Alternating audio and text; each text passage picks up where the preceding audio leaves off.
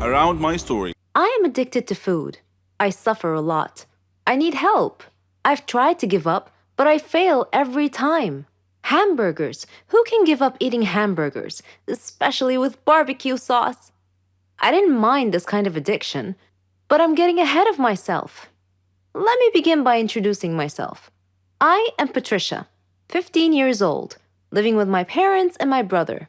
I lead a quiet life. No interests, no hobbies, except for eating, that is. Food is my faithful friend. It never leaves me. It is my partner, my soulmate. But having food as your soulmate has insidious side effects. A dark side, if you will. It denies me a healthy life, robs me of the energy to play, and causes me to sleep excessively. I would much rather stay at home with a bag of potato chips than go out and exercise. My soulmate ultimately betrayed me, though, last Thanksgiving at my granny's home. She lives in a state nearby. Granny was a clever doctor and an excellent cook at that. She could conjure up something really delicious. On that day, she had prepared barbecue turkey with nuts and other secret recipe ingredients. The taste was so great, as if it had descended from heaven itself. I felt like I was fighting a food war, and I had to win at all costs. I ate and ate and ate. I don't know why, but I just couldn't control myself. I attacked that turkey like it was the last on the planet. But every culinary war with a worthy adversary, such as the barbecued turkey, has its own unique type of casualties. Suddenly, I found myself unable to breathe. I fell to my knees and passed out. The turkey had won. I woke up later in the hospital, though, still clinging to an unfinished turkey leg. The doctor told me that I was gaining way too much weight. He said that I should be put on a diet. Diet? Man, how I hated that word. It hung over my head like the sword of Damocles. It meant depriving me of my passion, my reason for living. I considered eating vegetables in small amounts to be the worst form of cruel and unusual punishment, the worst form of torture imaginable. Imagine thinking of a wonderful, greasy, cheese-laden pizza with all the toppings and then suddenly opening your eyes to find a healthy green salad bowl. But I had reached a turning point in life. One day, my brother was playing on the street, while I was sitting at home gazing longingly at a tempting piece of cheesecake, just sitting there, taunting, daring me to eat it. I struggled mightily to resist the urge, but in the end I succumbed and wolfed it down like a starving animal. Shortly afterwards, I began feeling dizzy, but I was unable to call for help this time, and then I passed out again. I was taken to the hospital. While lying in the hospital bed, half conscious, I overheard the doctor say to someone, she needs to stop eating or it will be the death of her. I thought to myself, whoa, death? So I made up my mind right then, right there. I resolved to fight a new war, a war against my appetite. On our way back home, I told my father that I wanted to see a nutritionist. He was delighted to hear that. Later, at the clinic, the doctor welcomed us in. She told me how to overcome my eating fetish. She gave me a strict diet regimen with a schedule full of healthy meals. I kept telling myself that winning this war was possible. I simply had to be patient and persevere. I stuck to the strict diet and did some physical workouts. My parents supported me wholeheartedly. I was enthusiastic. I can totally do this. A week passed quickly, and I eagerly visited the doctor to receive some good news. When the doctor weighed me and told me that my weight hadn't changed at all, I was crestfallen. She looked at me and asked me, how was this possible? I told her I didn't know, because I was following her diet thoroughly, though it did require a tremendous effort on my part. Another week passed, and again I went to the doctor. The results were the same.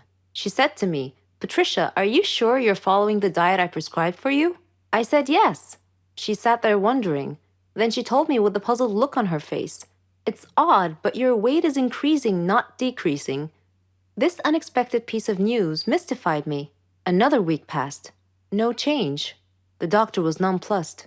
I returned home with a dejected look on my face. My father asked me what was wrong. And when I told him, he laughed. Do you believe that? My father actually laughed at my predicament. I was furious. He gestured an apology with his hand and then told me that it was my own fault. I was puzzled. What are you talking about?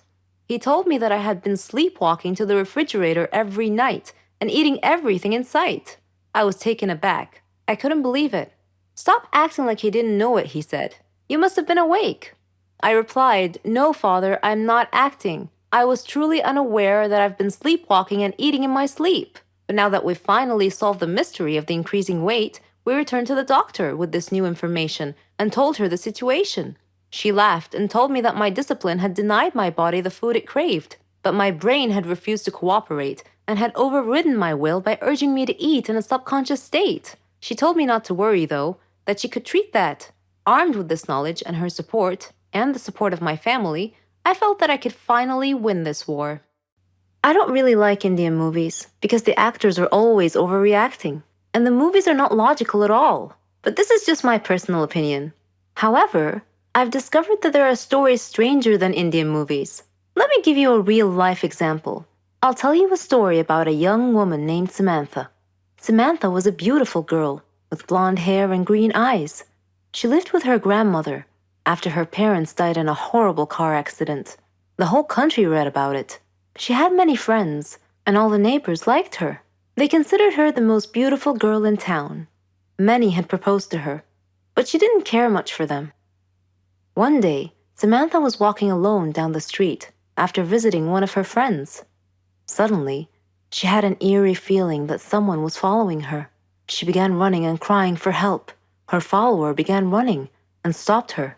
He was an ugly man, pointing a knife in her direction. He asked her to hand over her purse.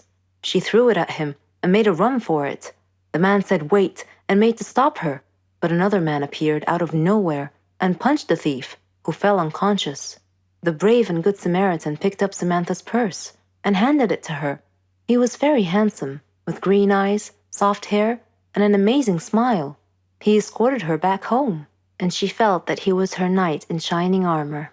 She went inside and hugged her grandmother tight, who was a little surprised but smiled. Samantha was so happy that she gently pulled her grandmother to her feet, and they whirled around and danced playfully. The very next day, she was surprised when she answered the doorbell. Steve, the tall, handsome man, was standing there, holding flowers. He proposed to her, and she said yes. Thus began their love story. Then one day, Samantha was standing in the kitchen preparing dinner. Steve and her grandmother were out, but they were supposed to be back soon. Samantha had everything ready, and she set the table. The house door opened, and Steve walked in. Samantha went to greet him, but she felt dizzy and fainted. Steve quickly took her to the hospital. The doctor congratulated Steve, saying that he was going to be a father. Steve was ecstatic, but Samantha was not. Instead, she was shocked and nervous. She said that she was too young to have kids, that she wasn't ready to be a mother. Steve was taken aback and said, But why? Don't you want him? Things were different from that point on. Samantha tried to get an abortion several times, but Steve was always stopping her. She couldn't accept it. She blamed Steve, but Steve couldn't understand her. In her 7th month of pregnancy, Samantha was with her grandmother at the supermarket when she saw a small boy run onto the road. Fearing he might get run over by a car, Samantha quickly pulled the boy off the road to safety. The boy's mother saw what happened and thanked Samantha, feeling so grateful and relieved.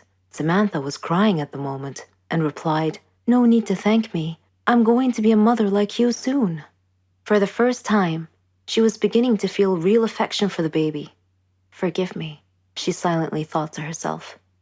She tried to contact Steve many times to tell him that she had finally accepted. She was ready to become a mother, but he never responded. Finally, the day had come. Samantha went to the hospital to give birth. After the surgery, she was very tired. Nevertheless, when she woke up, she immediately asked for the baby. Her grandmother handed her the child. It was a daughter, and she was so beautiful. The nurse tried to take the baby out of her arms, but Samantha refused, wanting to hold her for as long as she could. The next day, Samantha heard a big commotion, and she had a feeling of dread that something bad had just happened. It was confirmed when she saw her grandmother's face. She asked what had happened, and her grandmother told her that a child was missing and had apparently been kidnapped. Samantha's pale face slowly pleaded, Please don't tell me that it was my daughter. When her grandmother nodded, Samantha broke down and began crying and wailing in pain. The nurses tried to calm her down, and when she did, her grandmother came over to her and handed her a note. It had been found in her missing daughter's hospital crib. It was in Steve's handwriting. It simply said, "If you don't want her, I do." Then Samantha fainted. For many years, she tried finding her baby, but couldn't. Steve and her daughter had vanished into thin air. She felt as if time had stopped for her, but Steve didn't feel that way. He raised their daughter into a beautiful young woman. He named her Margot. Whenever Margot asked about her mother, Steve would always tell her that her mother was dead. But he often told her stories about her mother and how much he had loved her. Margot's intuition, however, told her that her father wasn't being completely honest with her and that he was hiding some big dark secret. One day, Steve fell ill unexpectedly. He called Margot to him and told her that he was very sick and felt that he was going to die soon. He said that he wanted to reveal a secret that he had long kept from her, that her mother was actually alive, and that her name was Samantha. He told her that he had kidnapped her from the hospital at birth because her mother did not want a child. He regretted it and asked Margot to forgive him. He gave her Samantha's address, and soon after, he died. After his death, Margot decided to go looking for her mother. I am Margot, and I am now standing at my mother's address. At her front door, I cannot predict my mother's reaction when she answers the door and I introduce myself as her daughter, but I'm going to hug her and tell her that I've missed her for so long. Every one of us has a talent. It may be singing beautifully, drawing artistically, writing poetically. We're all different. Our special talents make us happy. We are all unique in our own way, living in a world full of peace, love, and happiness. But what if our talent became our bane? Well, my talent did become my bane. Let me tell you how. My name is Jenny, and I'm 16 years old. I lived in a quiet neighborhood with my parents and my little brother Matthew. I didn't have a lot of friends or hobbies. I was only interested in social media, but I always had a feeling that I had something unique, something that distinguished me from others. Turned out I was right. It all started on my grandmother's birthday. My family and I were traveling to her home to celebrate the occasion. The road was narrow and bumpy, with a rocky shoulder on one side and a river on the other. Dad was driving too fast, so obviously, Mom was a bit worried. Conversely, Matthew was excited. It was raining so hard that day that Dad feared the weather might get even worse, so he was driving faster than he should have to try to arrive at Grandma's house quickly. I was worried too, but for a slightly different reason. I had a feeling of impending doom on that trip. The rain got progressively worse. There was almost continuous lightning and thunder. Suddenly, we saw a big truck that had stopped on the road ahead of us. Mom screamed. Dad swerved to avoid hitting the truck and lost control of the car, which had gone on one of its sides and off the road into the river. It was the most frightening situation I had ever experienced in my whole life. We went underwater, and I felt as if we were in an aquarium. Dad was unconscious, and his forehead was bleeding. Mom was struggling, and Matthew was paralyzed with fear. His eyes